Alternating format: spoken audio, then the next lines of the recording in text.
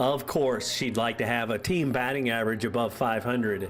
But the real win for first-year Blackhawk coach Tarah Rayos is growing this softball family. That was our whole fall. Like, obviously I'm teaching them the softball side, but it was getting to know them, building trust, and just kind of factoring those things in. And it's just making the adjustment that I need to as well.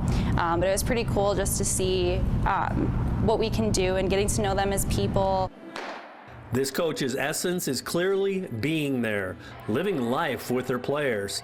Far beyond the X's and O's of softball is the affirmation that the junior college journey is special. I went to a Bonzi Community College, so I appreciate the junior college process. I was a first-gen graduate, so I'm very thankful for the whole process of things, and that's when I recruit athletes, talk about them. I was like, this is still a once-in-a-lifetime experience.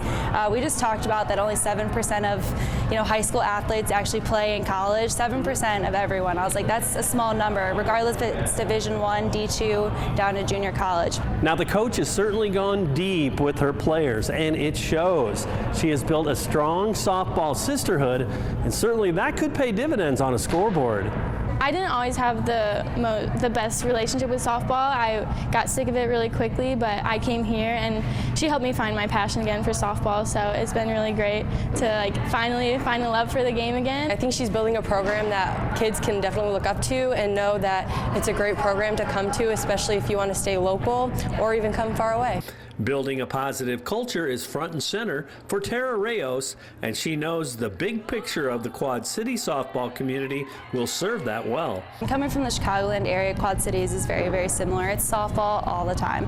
So a lot of our student athletes are local to the Quad City area, and then we'll have a bunch actually coming from the Chicagoland area as well, so it gives some versatility. But I enjoy the fact that it's softball everywhere. I get to give lessons over at TBK and just kind of have that relationship there, because everywhere you go, there's going to be a softball tournament one weekend, or a high school student being like, hey, we're local, we're right over in MOLINE, can you come watch my game? So many times a new coach arrives, it's labeled a rebuilding year.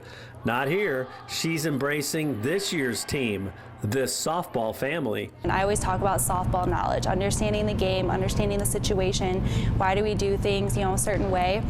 Because for them to understand it, they're like, when it clicks, it's like a teaching moment. You're like, oh, it registers right away, and that's just something that's so rewarding.